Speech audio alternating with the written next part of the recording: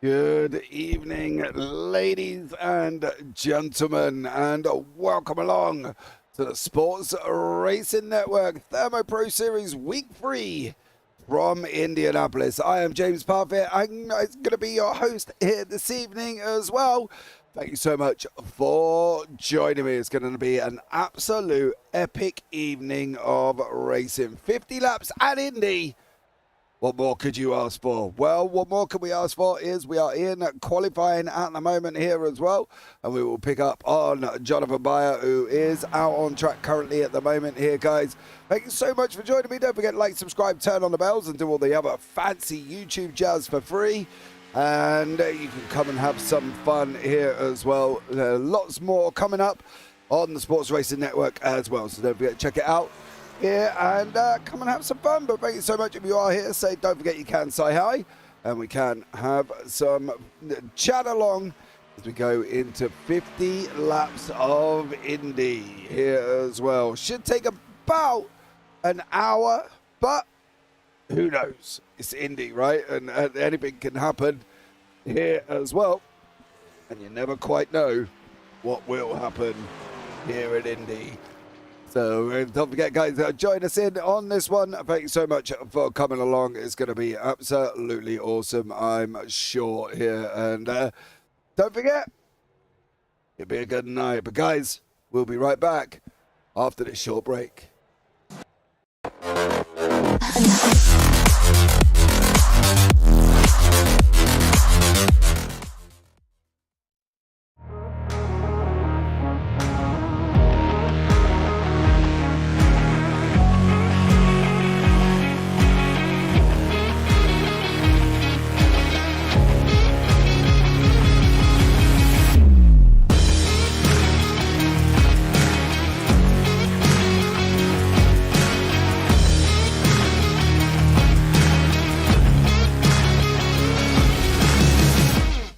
Racing isn't easy, but experiencing it is.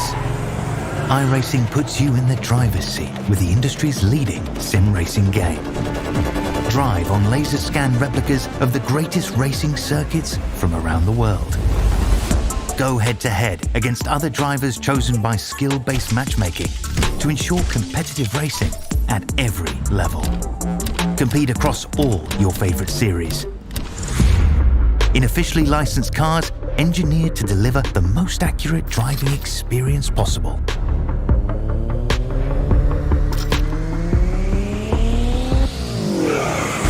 Join a race or host your own with players from across the globe.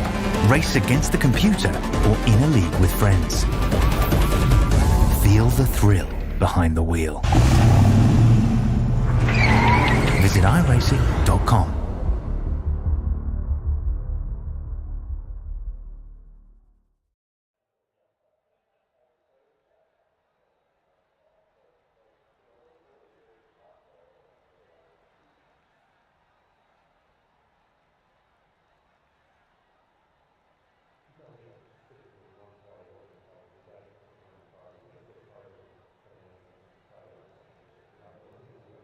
Okay, guys, we are coming to the end of qualifying. We have got 13 laps. Welcome in, Jonathan Bayer. If you can check your DMs for me, that would be absolutely amazing. I'm going to be joined in the booth here by my good friend, Mr. Bradley Dalton, who's going to be joining us very, very shortly, I'm sure. And hopefully he will be here alongside me once again. To come along and bring us all the action here as well. 2 seconds, guys, and we'll be right back.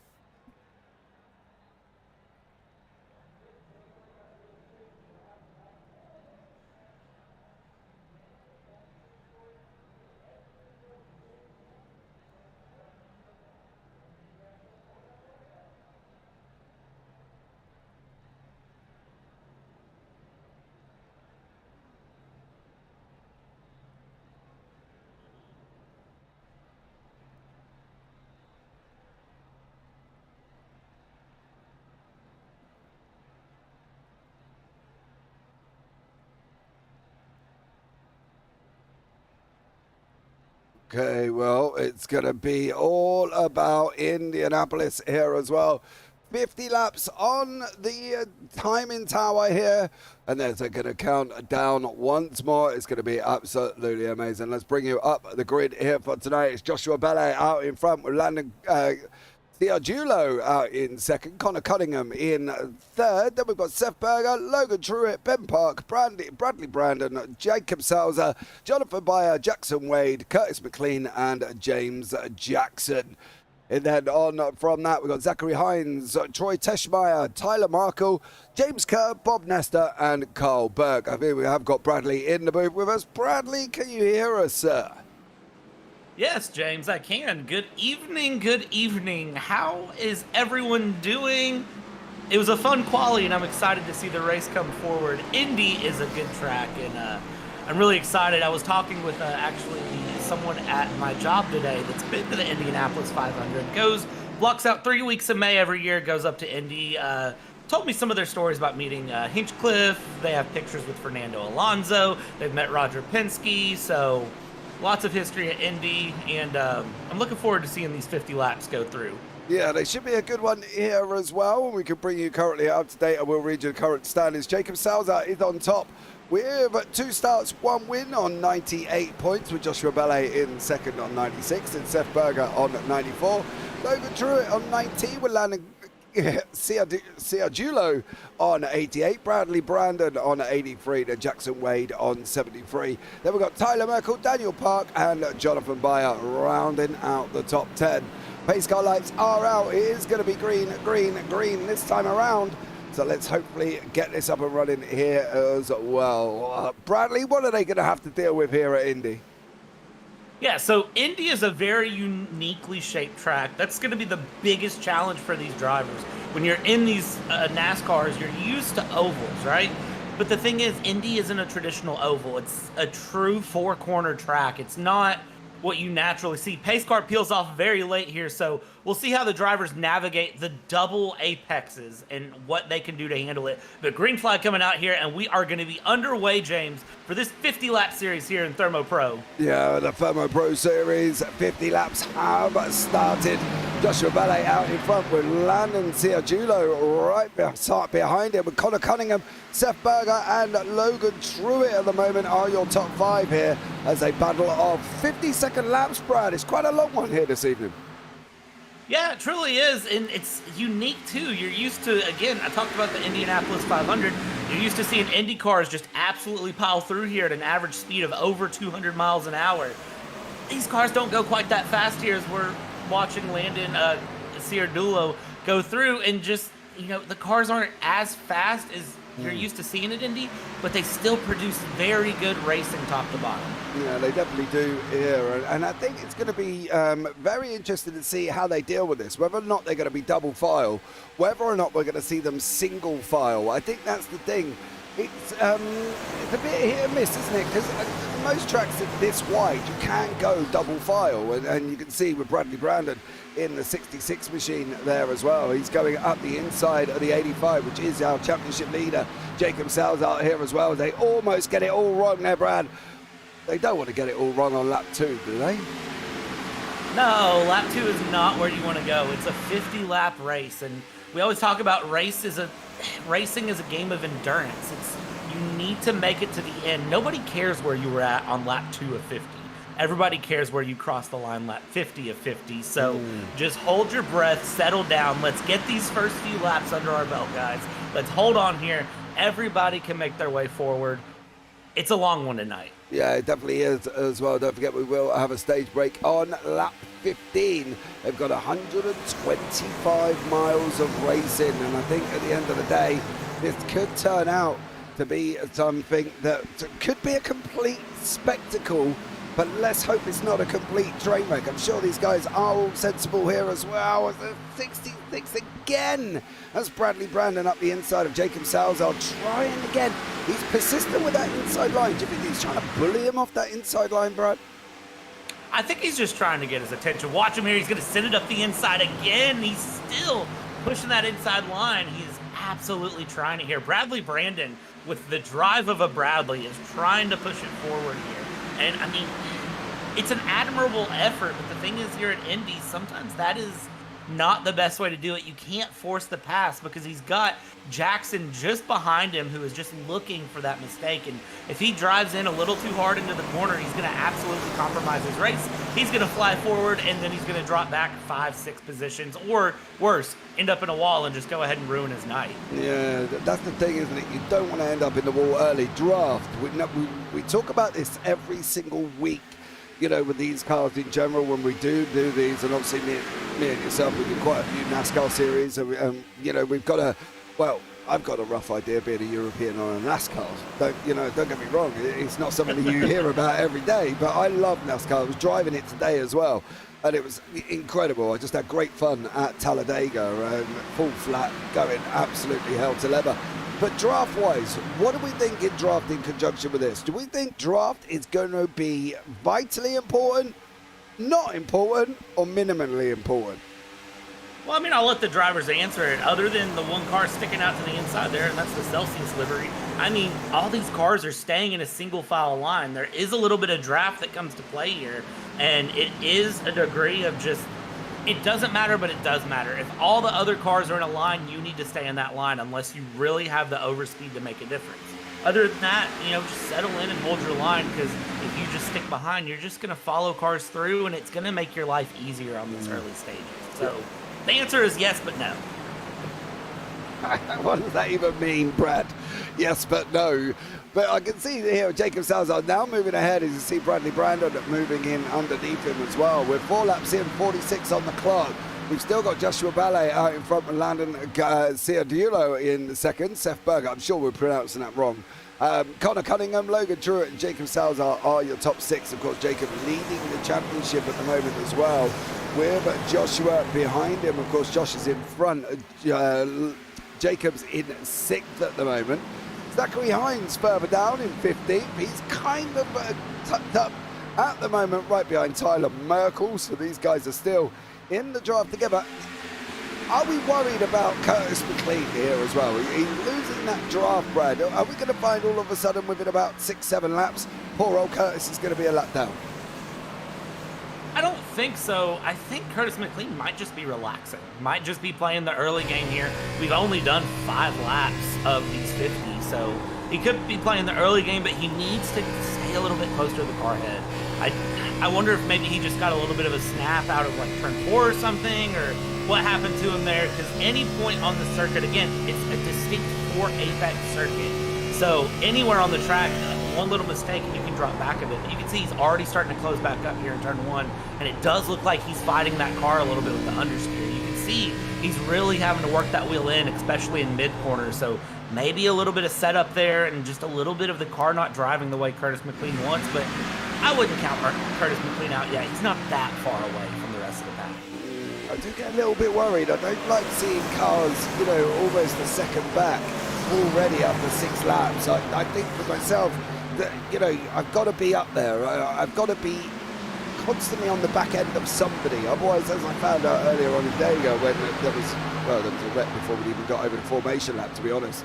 I ended up, the problem wasn't with that one, Brad. I ended up having to hit the brakes and literally stop to try and wheel my way through. And of course, the front runners went hurtling on. It was like that Lightning McQueen moment where he starts ducking and diving through the traffic. That was me earlier on as well. And then I found myself about 10 seconds behind the lead cars, and then I just couldn't get back, unfortunately. But so I do get a little bit worried with Curtis McLean being like a second and a bit back already. Bradley Brandon still in the middle. He's got the 23 of Ben Parker's. Park's looking up the inside now as well as he's coming into turn 3. He's going to have that inside line. Is he going to send it in and push Bradley out? Not. It's kind of a dose of your own medicine, really, for Bradley, because he was trying it on Jacob earlier on, and now he's just kind of getting it from Ben Parker at the moment. Yeah, and the thing for Bradley Brandon there is, honestly, maybe this is a me thing. I think the midline through the corners is the way you want to go here in Indy, but out of the corner, Ben Park has the run here. You can see he's quarter, he's door, he's side by side, and up the inside into turn 1. He just needs to make the stick on the exit of 1, going into 2. Can he do it? no, they're still side by side coming through. He's going to slot back in there behind Bradley Brandon. So Ben Park putting pressure on. He has the speed, he just can't make it stick. And that is another unique challenge with this Indianapolis car. Getting up there and making that pass stick through that double A. The thing for me is I've been watching their speed and they've been hitting the corners round about 190, but they're losing nearly 50 miles an hour or 40 miles an hour, give or take, in the corners itself. You see it absolutely plummeting down below 148 there, and then they're going up again these last long straights. So they're really able to get these cars up to near that 200 mile an hour mark, but in the corners, Brad, they're just slow. They're just going right the way down again. Yeah, the thing is, these cars, they have downforce, but they don't have the same amount of downforce that you might see in, say, an IndyCar, which averages this track at over 230 miles an hour, or a Formula One car, or even, you know, your IMSA cars, your GTPs, your GTDs. These cars do not have that same level of downforce to carry speed through the corner. And Indianapolis isn't really as banked as you might think. There's a little bit of banking there, but it's not as much to help these cars just swing that corner and carry that speed like you think. That's why they're getting down to that 150 mark or so. And it's a different mindset the drivers have to take, especially when they're trying to calculate how they're going to get it past up. I think that's the interesting thing about Indy at the moment is as well, it's dead flat on the straights. Like it's 0 degrees backwards and forwards. So back stretch and front stretch is 0. And it's only barely 9 degrees, if that, in the corners. And that's not... Are we looking at that in the wrong way, though? Are we thinking Indy is the more traditional, where Daytona is somewhat completely a modernization version of an oval?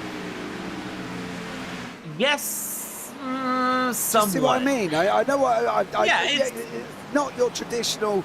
You know, we go into tri-ovals, we go into D-shape ovals, we go into short ovals like Bristol, Martinsville, and then we come to Indy, which is just a literal, what I would class as a full traditional oval as such. Yeah, and it really is one of those things that's very traditional. Logan Truitt here, just to bring your attention back, up the inside there on Cunningham. Can he hold on to it? No. I think you're right. You know, when we said about that middle line, that up, down, up, and you know, the up entry as they come from the top and they drift in, and they go down and they come out high. You know, I think that seems to be the fastest line, and we'll see it with Logan at the moment. He's got the run on Connor, so normally we would sit here and say he's through, he's doing it. But he isn't yet. You know, Connor's got obviously the car behind, which is Jacob Salazar's trying to push him through as well. But it's not as done and cut and dry as, whoa, hold it. Big snap. Oh, it's not as cut and dry as we think here, is it, Indy?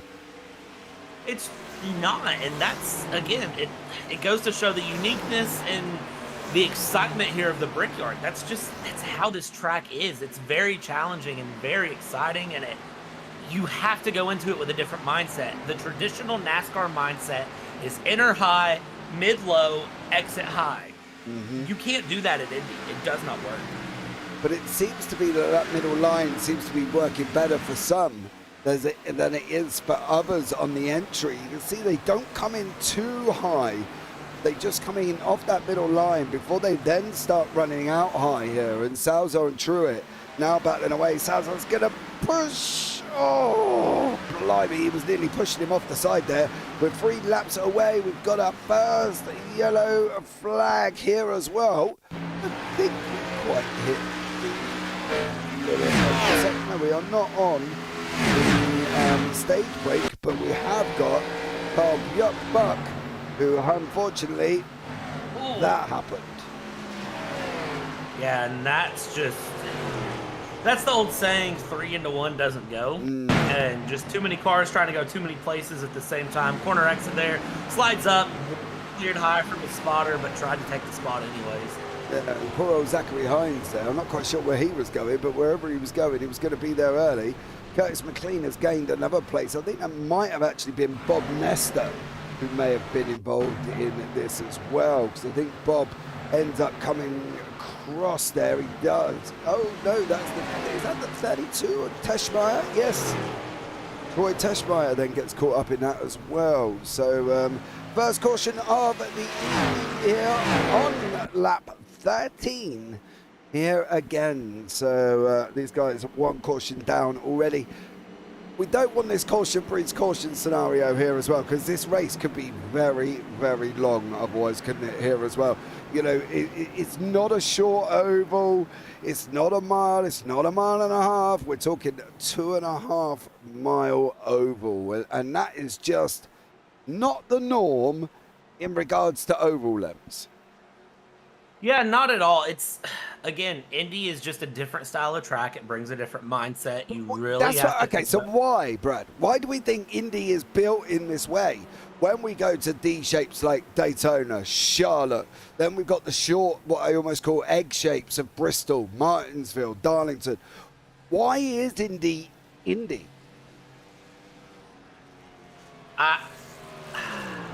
I don't really know. You're asking me a question that, for once, the southern U.S. person does not have a solid answer to. Oh, well, I just think it was built different. I think that was the thing. I think it's just, whoever come up with Indy, I've got to be honest, is incredible. But to be fair, though, Indy was constructed in 1909. It is the second purpose-built banked oval racing circuit after Brooklands, and the first to be called a speedway, and it's the third oldest permanent automobile racetrack in the world behind Brooklands and the Milwaukee Mile. So it's definitely old, is Indy. Yeah, it's very, very much so. And just, I did a quick Google search because the perks of things. Originally, this was meant to be a 5-mile oval and was then built into just the 2 miles that it is. So, fun facts for you. Can you imagine these doing a 5-mile oval? No. No, it just wouldn't go down well, would it? Right, guys, we're going to Indy. It's going to take you a minute and a half, and we're going to do 80 laps. Good luck. Be like, oh my God, what is going on? Here as well. So there you go. Don't forget, guys, if you are here for the Great House, welcome in. Let's go JBR here as well, which is Jonathan Bayer, I'm going to presume. I'm saying that could be Joshua Ballet as well. Have to let me know on that one who you are rooting for. The pace car lights are out. We are going to be green this time around. I am interested to see what they're going to do regarding the stage break here, bro, because we're supposed to have the stage break now. Are they going to count this as the stage, or are they going to count the next lap and then go to stage? I think that's always a tricky one when you start putting stage breaks in. Yeah, and I understand the purpose of stage breaks. I truly do. Like, it's meant to give teams that sort of early reset. You can push a little bit early on, figure out how the car feels, figure out, you know, where you're at, and then settle things in. But then you get moments like this. If it was me, no stage break. You just had your stage break a couple laps early. So go and get it going. But it all depends on how things are and what race control decides, if the iRacing server decides it for us. You know, there's a lot of different things in there, but I hope we just go back to green. But you never know. Pace car could go in and come right back out. Yeah, I'm partial to the whole let's just go green scenario. I've got to be honest, they've had their break. You know, they've all gone into the pits. Every single person has gone into the pits here. So let's hope here as well. As you can see, Troy Teschmeyer on the back end. He's just managed to get to the pack. He was a lucky man there. And now we're back up and running, and it is green going again. James Jackson is got the jump with Seth Berger, Joshua Ballet, Landon Ciargiulo in fourth place with Jackson Wade in fifth there. And then we've got the championship leader, Jacob Salzout right behind him. Well, we're on lap 34, Brad. It doesn't look like, lap 16. It doesn't look like we're going to stage. I think that may have been the stage break there. Good decision there from race control then to just let things go. Jacob Salza here, the championship leader, trying to go up the inside here. He's going to run him in the wall. He's going to... That's aggressive racing with 34 laps to go here. Does anyone want to tell the drivers we have 34 laps to go, or do you think they know that? I don't know. To be honest, mate, I thought he was going in the wall. I've got to be honest. I thought Salazar was just running poor old Wade up into the wall there. But he did manage to make it through. We're too wide further back with Logan Truitt, who did not come out of the pit cycle in a great spot, sitting in ninth at the moment for that number 35 machine with Tyler Michael and Bradley Brandon in the mix there as well. We've got the 36 of Bob Nestor, Zachary Hines, Connor Cunningham right behind him here as well. But James Jackson got a jump at the start. He come out the pits, did an absolute stellar job, and is now leading the race with 33 to go here, Brad. Yeah, and if you think about it, the start of the race, James Jackson was running around that midfield, that 9th, 10th place mark. So to see James Jackson up near the front, pretty good little run there. So very, very good run from the pit stop somewhere. Team did something just right to get James Jackson in the front. Now he just needs to control the pace, control everything you can, and just block Seth Berger behind you. Don't focus so much in front of you. Really look in that rearview mirror, figure out where Seth Berger is, and just keep him back there. Oh, rear mirror driving. We don't normally promote rear mirror driving because we've seen it in road where it doesn't work. But why would you look at it that way in a oval compared to how we look at, say, somewhere like Road Atlanta or Road America? As we can see here, Seth Berger's going to go. He's bullied him off that inside line. He's looking to try and bully him here as well. Jackson's got to decide which line he's going to run. Is he going to run that shorter inside line? Because if he keeps leaving the door open, I've got a funny feeling Seth Berger's coming through. But why would you mirror drive? We wouldn't mirror drive in a road race. Yeah, but this isn't a road race. It's an oval. It's a lot easier to watch your mirror, tell where that car is going behind you and start to block it, defend, or when you're down the main straight, figure out where he's at. Because the thing is, if he's behind you, it's going to help you go faster too. If any bump drafting comes up, he can help you go a little bit faster. And if you're watching him behind you, you can set up to defend easier. And you can see James Jackson could run through 1 and 2 here. So, mirror driving... Sorry, Brad, go on. Mirror driving is unique to ovals in that regard. In road courses, you've got too much going on. In ovals, you can focus a little more behind you. Yeah, definitely there as well. I did find that out yesterday as well in my mirror driving at Dega, where I was ceremoniously punted out of first place with 1.5 laps to go. I was not best impressed, I have to be honest. There as well, the geezer tried to squeeze up the inside of me on Dega when I was already on the yellow line, mind you, Brad. And he dropped to the apron, come back up, smacked me out, and around I went. I did more pirouettes than a ballerina in Swan Lake that night yesterday, I can tell you that much. Welcome to Dega and iRacing. I know, but it's Dega. I love Dega, dude. But then again, you can have great days like today where I went from the back of the grid and finished in 7th because it was complete and utter carnage on the last lap. So that was even more exciting. Berger's going to try and run him around the outside here. Jackson should be able to hold that inside line and get the run off the corner. He can force him up a little bit if he just opens it up. Oh, he didn't really open it up. Berger's going to try and pull it tight in now as well on the exit. He does. Now Jackson's under attack from Josh Ballet. He's going to bully him off that inside line. They're going to make a little bit of a contact there as well. He's alongside your door. He's going to be alongside. I think Ballet's going to get this. He has had Berger pull over and draft him along there as well. Well, if you're going to work together, you might as well do it like that, Brad.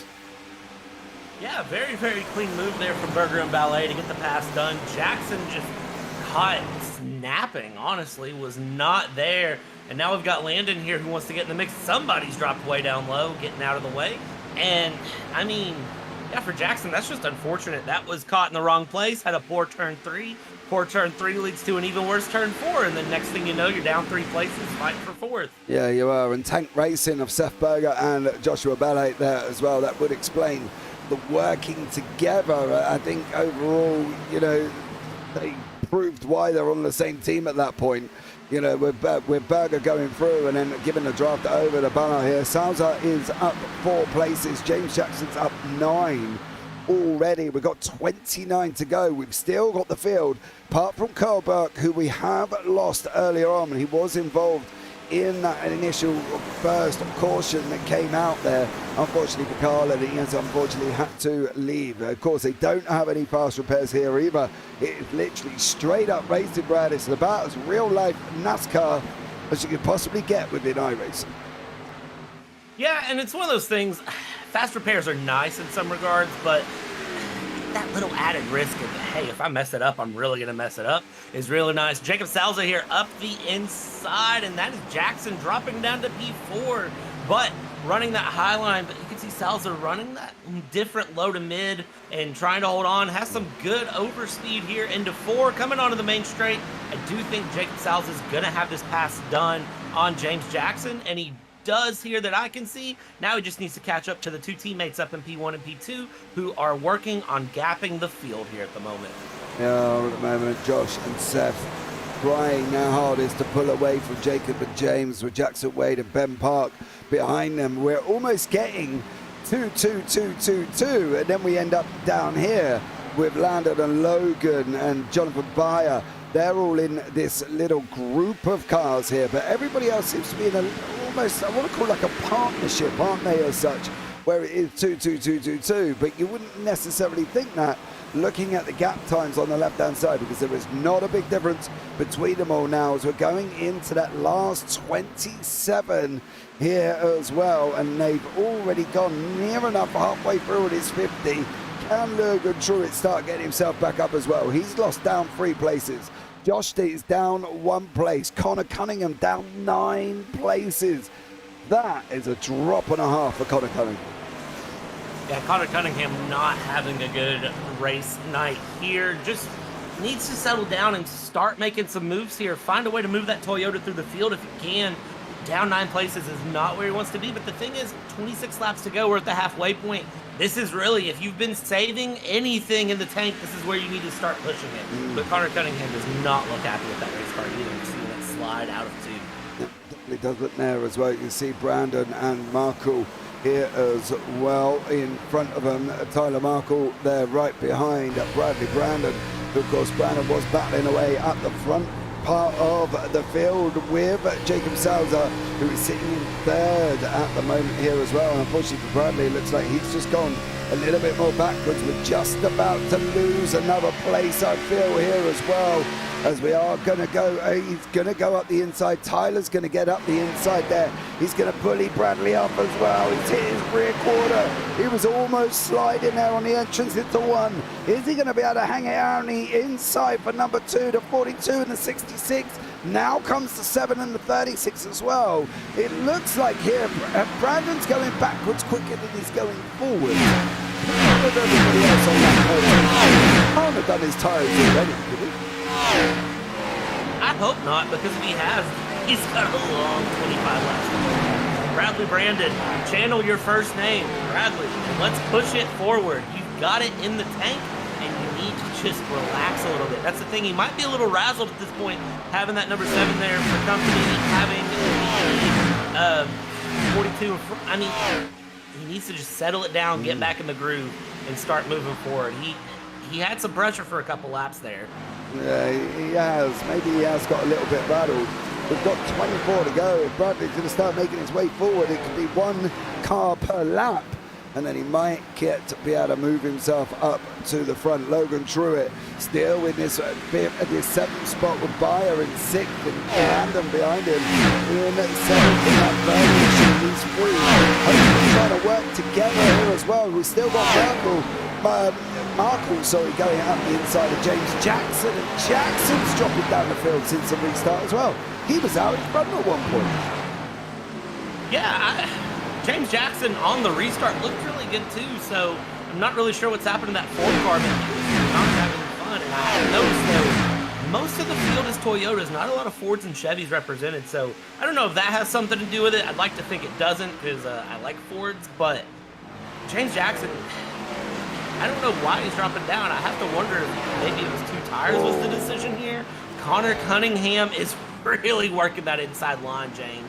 Poor old Bradley's going back again here as well. Bob Nestor's tucked in right behind. He's got a bird's eye view of what is happening in front of him for Nestor. He's just going to sit there. He's going to challenge Brandon. Brandon's on our right-hand side here, and he is gone through Bob Nestor as well, and poor Bradley Brown goes down again. Logan Truitt has just lost the inside line. There he is, the number 30. But Landon getting through as well. You say about Chevys, have we got two at the front of the building, Josh and Seth? Yeah, Josh and Seth are just, I mean, pounding these Chevys away. Look at the gap that they have early on here. And I say early on, we're 22 laps to go here at the line. And, you know, here's a question for you. At what point do these teammates stop becoming teammates and become race car drivers? When are they going to start pushing each other, and when are they going to decide who wins the race? Last lap. Yeah, 2 to go. You reckon? I think the thing is, when you're working in a team like this, like these two are, Seth and Josh now, trying to push the front, and they're trying to gap the car of Jacob behind. They know they need to get away from the championship leader right at the end of the day. He's not the championship leader because he's slow here, Brad. He's the championship leader because he's absolutely rapid. So they've got to go and get away from him. So working together like this is better than trying to fight each other constantly backwards and forwards and swapping positions, because it can go wrong. And that could be detrimental to the fact that these guys have opened up nearly a 1.86 second gap here at the moment as well. And they're doing an absolute stellar job. So fair play to them. Logan Truitt is just about in that number 35 machine, going side by side with Ben Parker. They're battling for the inside line. And at the moment, Logan Truitt has got the inside with Ben Park, who is unfortunately done.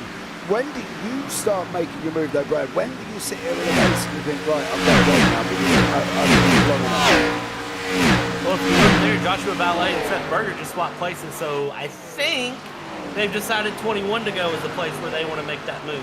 But I really think 2 to go. You don't want to wait till 1 to go. You don't want to go at 3 to go. 2 to go. If you're in that 1-2 position and you're the second place car, that's when you want to set up your move. First ever win in iRacing was Boston Motor Speedway in the Whelen Modified Series, and it was 2 to go that I made my move from P2 to P1. Okay. Fair play to you, sir. You know, well done. There's James Kerr in that 75 machine. It's now... this is the thing with me. It's looking very much like Bradley's taken two tyres, right? And he's just dropping down the field. I don't get that when you're under a pace car pit stop. Why wouldn't you take all 4? Why would you only take the 2? In a track like Indy, and really with these, when you're running these stock cars, it's the right side tires tend to be your problem. It tends to be the tires that wear out fastest and lose the most grip. So if you're gonna take 2 tires, you take right sides only, and usually you'll be okay. The left side tires will last longer. The thing is, when you're pulling that left side, that right hand gets all the load, and that's what's going to wear out the fastest. But some of it too is driving style. Some of it is just depending on what you're at. Bradley Brandon's into the pits. Jonathan Byer here is still pushing Salza in P3 and trying to find a move. Oh, sorry, no, that's Byer and Ciardullo that are in P4 and P5, mixing up my car numbers here. And you can see they're still kind of pushing each other a little bit. They're kind of hanging out. They need to work together and move their way up towards the top 3, though, because they are losing pace fast. Yeah, I agree with you there as well. And they've got to try and start moving their way through the field. Jackson Wade and Bradley are into the pits. It's really no surprise. Both of them were losing so much time that they're now ducked into the pits. Bradley Brandon there as well, the 66. Jonathan Byers into the pits. Logan Truitt's into the pits as well. I think Ben Park just completely missed the pit lane entry there and is having to go around, but he's going very, very slowly here as well. And you don't want to be doing that here. Yeah, it's a unique little bit of a pit entry too with where it's positioned off of 4. So if you mess that up, it is very detrimental. And I have to wonder, was he trying to pit, or was that just a case of his car snapped loose out of 4? Whichever way it was, it's not what he wanted to do, and it's very much going to cost him his race. Yeah, it definitely is. You can see now we're coming round 4. We will show you the pit entry on the left-hand side here. As you can see, Seth driving around. There's the pit entry there on the left-hand side as well. It's going to be an interesting, exciting ending, I think, here. Logan Truitt is on his way out, and he's now just gone out here of the pit lane. Hopefully he'll be able to get on... God, the exit's so far round. So far round here at Indy. Yeah, the exit makes you take the entire inside of turn 1 and turn 2, and technically the entry is the entire inside of turn 3 and turn 4 is what you're supposed to do. So you can see the strip there on the inside here of 3. You're supposed to enter there and go all the way around on the inside.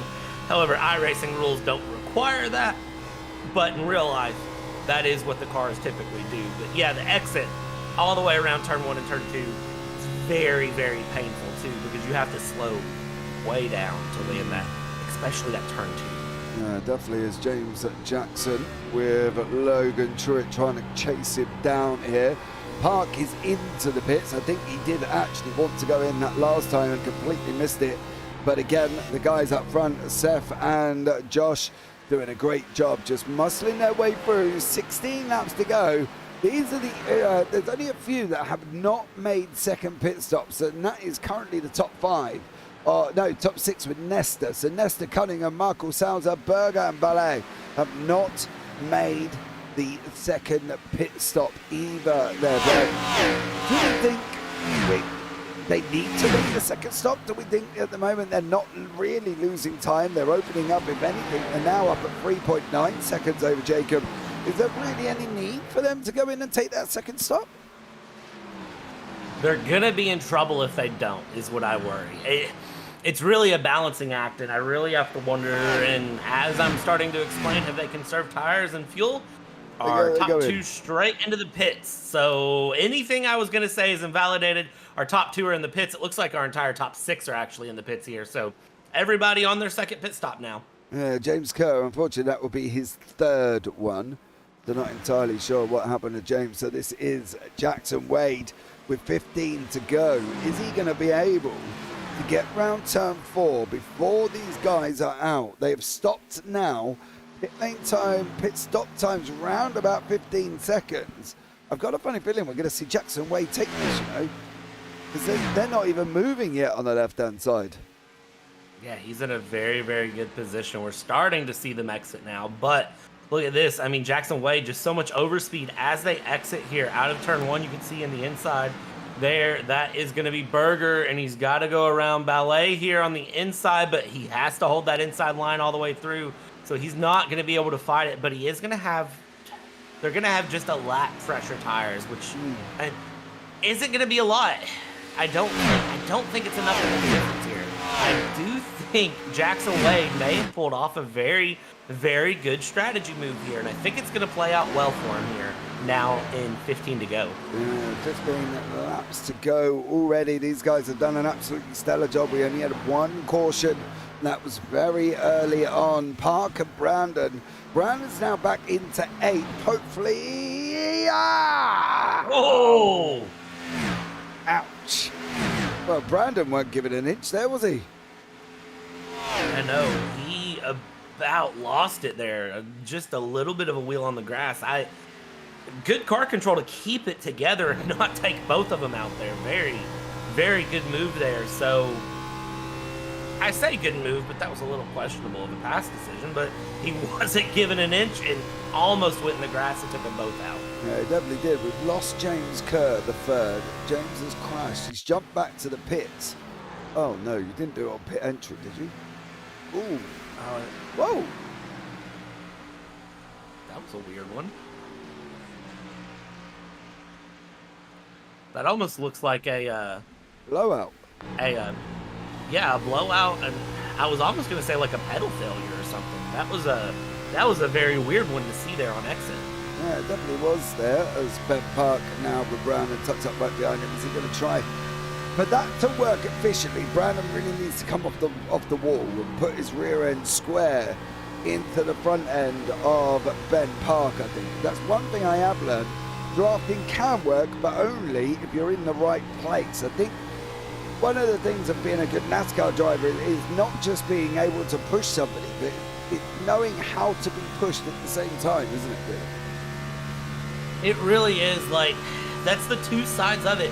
You need to know how to draft, but you also need to know how to receive the draft. It's not as simple as just, I'm going to drive, there's a car behind me, and it's going to help me go faster. It's, I'm going to drive, there's a car behind me, I need to know where he's at, and I need to be able to hold my car, because your car is going to act different when there's a car behind you. And so you need to know what you're doing here. Truett under pressure at the moment, and can he hold on to this position? No, he cannot. And up the inside, Berger for P3. Yeah, unfortunately not as well. The problem is Ballet's under attacking Ward as well. So Wade, sorry. So these guys could be back up to the front before we know it, as we're going into the final 12 here as well. We're going to find out in about 12 minutes time. As long as we don't have any cautions, who's going to take that victory? Wade's opened up that inside line. Ballet said, thank you very much. I'll have some of that. We've got a Chevy, a Ford, a Chevy. And then we've got the start of the Camry field as well, which gives us the next 6 places, sorry, under Camrys. So, yeah, for the Toyotas repping well, but unfortunately just not at the front of the field here either, which is a bit of a shame for them because, you know, Camry's a nice looking car, but I'm a Chevy man myself. I go all the way around. I worked at a car dealership, so I had experiences with lots of these cars, of course, of the traditional stock counterpart. But I really like the Toyota cars. I do. Just, they're nice. There's something about them, especially when you throw them into a stock car configuration, that's just nice and fun that I enjoy here. Jackson Wade is trying to enjoy a good P2 side by side going there into turn 3. Not able to slot it in there. He's going to slot behind Berger and try to just settle in. He thought about the brave pass. Can't make it stick. He needs to do something, though, and try to get his way back forward here. As we cross the line, it's going to be 10 laps to go here, James. We're almost through these 50 laps. Yeah, this is the time that you got to start moving around, you know, start gaining these positions that you want to gain. Markle, Brandon, you've got to start moving forward. Connor Cunningham's in the mix. He's just gone around the outside. Believe it or not, Brendan went when it made the move on Marco and then left the door wide open against the wall. And Connor said, thank you very much. I'll have some of that. And Jonathan Byer up the road. He's got the championship leader of Jacob tucked up right behind him as well in that 85 machine. And I do mean tucked up here, guys. I don't think these guys can get really much closer at the moment. Oh, he's sent in. He's going to put him round. Oh, he's still there. Oh, I thought that was game over. I thought that was caution number 2 coming out there. You couldn't put a piece of paper between these two cars, and they're not done. Look at this, exit of 4. They're still side by side. Going into 1 here, it's going to be interesting. Our points leader, Jacob Salza, is going to have the inside line, but as we've seen all night, that's not the preferred line to have, but Salza is going to make it work there. It looks like Byer just backs out of it there and just gives up the position. Probably a good move because Jacob Salza was not given any space at all there. Taking that inside line and moving his way forward. You know, I do fully agree. He was definitely forceful in his actions, should we say. Here as Truett and Wade now coming into 9 to go. Coming will be 8 this time around. As these 2 here in the Ford and the Camry battling it out for that 3rd place on the podium. So let's see how these guys do.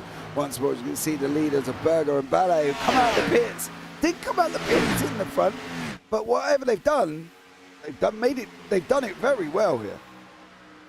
Yeah, I mean, they've already built up almost a 2-second gap there on Wade, so they are just taking off. But again, we said it earlier, when do the teammates stop being teammates? And I have a feeling that is coming up very, very shortly, that we'll see this battle for the race win open up. But right now, they're just holding station. They're just relaxing. They're just enjoying each other's company. Probably a little bit of back and forth banter on the radio, but give it about 5 minutes time. And I think we'll see these guys take the gloves off.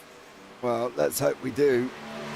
I'd be very highly disappointed if they crossed over the line like that. You know what I mean? Without much action. Truett now with Wade. Whoa, buddy, Wade.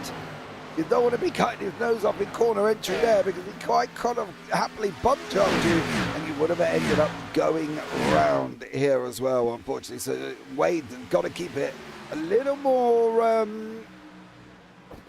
controlled, I suppose, going into the final 7 as he just gets bullied off the inside by Truett there as well. Yeah, Wade tapped the wall on the exit of 3, and you can see the little black marks on the wall where more drivers have done that. And you can see him, he's coming very, very low. He's trying to block that number 30 of Ciardulio, who is just behind, and that 35 is also under pressure there. Truett is just trying to keep all the cars behind. Look at them, they're sliding up and down around trying to draft for the entry of 3 here. And at the moment, it's side by side, 2 wide. Oh, guys, hold it together, please, coming out of 3. Yeah, 7 laps on the clock here as well. You saw him sliding up into each other. Now, unfortunately for Truett, he's gone down 2 places. He was ahead of these cars as well. We've got Southgate Championship leader tucked in right behind. There's the leaders just going on the entry into 1 with 6 to go. We're going to have some great fighting, great battling. Let's see how this one pans out for this mid-pack of Truett, Ciardulio, Wade, and Salazar as these 4 cars going at it here, and he's going to try and bully. Oh, wow. Well, he bullied him off there, but boy, oh boy, that was close. Jacob Salza is showing off some car control that I am envious of. I mean, he's made these moves to the inside stick over, and oh no, they come together ahead of him. Who was that came together but kept it on the track? That was Wade and Ciardulio just together, but hey, Jacob Salza is going to cash in and move up 3 places in 2 quarters. Here we go. That was almost like the guys in front spilt the drink and Jacob come around and mopped it up and said, thank you very much, I'll have some of that. And he did make it there as well, as Wade and Truett had a bit of a scary moment with Ciardulio there in the pack once again here. So great battling from these guys. We've got 5 to go. It's going to be 4 to go this time around. It's still Ballet and Berger as it has been for most of the race here as well. I think I remember them being in a different position just once, I think, with Connor Cunningham and Tyler Markle still fighting out down in 8th and 9th place at the moment. So, you know, in conjunction with what I was expecting when I come into Indy here, Brad, as well, I think this has been a really clean race. I wasn't quite expecting this, I don't think. It's been a really clean race. All the drivers have kept it on the track. They've pretty well kept it together. I haven't seen any sort of boneheaded dives and missed braking zones. You know, everyone's really been driving a clean race, respectable. So hats off to all the drivers. I mean, they've been putting pressure on each other, but nothing that I'd turn into the steward's room after. Nothing that a race official needs to review. As we're coming on to 4, we're going to be free to go this time around here. Are the guys up front going to start fighting? Well, it hasn't really moved from that 2:10 mark currently at the moment, as we'll be entering in to go. We'll have 3 laps after this. These guys have done 50 laps incredibly quick. I've got to be honest, considering I think it's like 38 minutes it's taken them so far, which is absolutely incredible, because if this was an official, it would be very, very, very, very worse than this. But what we are going to do, guys, is while these guys are finishing up, we're going to talk a short break, and then we'll bring you back with the very ending here this evening. The most realistic online racing sim ever made. This is iRacing. Detailed laser scan tracks, fully dynamic, real world cars, and over 50 series to choose from. 6 online world championships offering over $400,000 in annual prizes. This is the original eSport racing game. This is iRacing.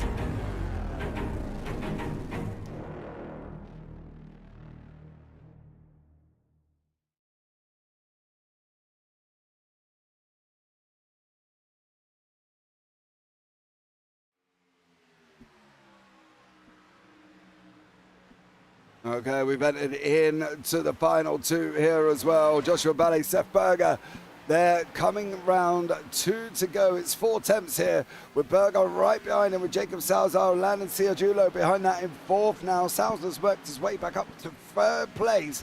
He's gained 5 places. Absolutely incredible job. The 2 up front, though, as they're going to be coming round, not really fighting, Brad. I'm not overly happy. I'm not either, but here's the thing. Joshua Ballet did qualify on pole, so I think if you play the team game, they're probably going to tell him to hold position. Is Seth Berger happy about it? I doubt it, but if he's going to make a move, this is the time. But that gap had been 2/10. It's down to about half a second now. So as we take white flag this time by, I don't think Berger's going to make any passes done, and he's going to have to settle in. Salza's finally worked his way here past Landon, so I think this battle might be done and dusted too, unless Landon has something he can sit up the inside of 3. Yeah, well, we're going to see what Landon's going to be able to do here. Is he going to be able to bully him off? The leader's coming down the back stretch, as we said, dropping out to about half a second at the moment, which might not seem a lot, guys, when you think about it. But here at Indy, and with these guys racing, as we know, numbers are a big, big thing. The leader's coming round, coming into 4. I don't know if Landon's going to be able to get it on the run out there. What about Jackson Wade? He's not really doing anything with Jonathan Bayer behind him.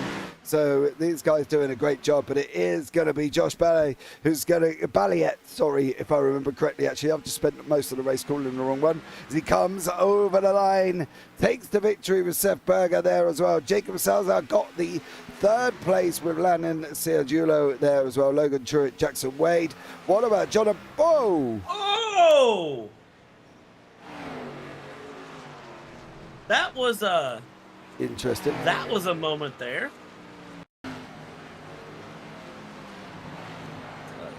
Yeah, get a quick replay of that. Jonathan Bayer and Jackson Wade. I think they already crossed. Bayer went up. Oh. That was just before the line. Yeah, I think Wade got it though. So, however, they did manage to get through on that one there as well, as everybody else comes over the line. James Jackson, Troy Teschmeyer, and Bob Nesta there as well, as they come over and finish off this evening's race. That, to be fair to the guys, have not taken very long at all. So give yourselves a little bit of pat on the back on that one, because I can tell you that much. That was a great job from all of you here as well this evening. Let's bring you up the results here for this race. And it was Josh Balliet in 1st place, with Seth Berger in 2nd, with Jacob Salazar in 3rd. Landon Ciargiulo in 4th, with Logan Truitt in 5th there, as we've got the 2 tank racing cars literally treating each other like a tank. Logan Truitt 5th, Jackson Wade 6th, Jonathan Bayer 7th, Tyler Markle 8th, Ben Park in 9th, and Connor Cunningham in 10th. Then we've got Zachary Hines, Curtis McLean, James Jackson, Troy Teschmeyer, Bob Nesta, Bradley Brandon down in 16th. You can't be happy with that one. James Kerr the 3rd finishing off here as well. So winners do their celebratory donuts. It wasn't a bad race at all, Brad, was it, to be fair? Yeah, no, that was a very, very good Indy race. Lots of good action through. We got to see the drivers, work all sides of the track and approach this unique oval. I say unique, and really it's one of the oldest ovals in existence. Approach this track that does not match what we think of when we think of a speedway. And it was a clean race. Everybody was very clean, except for that right across the line that was interesting. But everything else looked really good, and all the drivers, lots of good pressure. And Balliet and Berger just absolutely sent it through with a dominating victory. I do agree. I think those 2 worked together so well. It was never going to be easy for anybody to get near them. And I think when you're working in that team manner as they did do, it's always tough. And I think that's the thing. It was always, always, always tough for them to try and catch 2 people who seem to have been driving together for a long time and seem to be, I want to say, almost in tune with each other, Brad, really. Yeah, and that's the reason they're teammates, right? Like, the thing is, if you're a teammate with someone, you need to know how to work with them, and you need to understand what's going to happen. And I can tell you right now, they're probably back and forth in comms. They're, discussing race strategy, but they were ready. As soon as they knew they were getting to the front of the field, they were ready to go and ready to get this race win done. They controlled the pace very well. And honestly, from top down, dominating win. I can't say anything else about it other than just a dominant win. Yeah, absolutely as well, and a great job from all of them. But we're give the drivers a couple of more minutes just to see if they do come in for an interview here as well, and we can be able to have a chat with some of these winners once more. Don't forget, guys, of course, we are at Indianapolis here as well.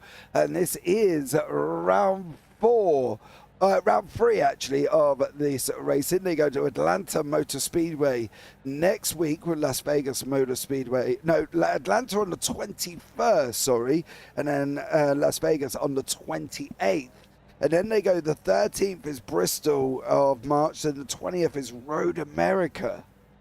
Ew. Road America in these cars? It's going to be a fun one.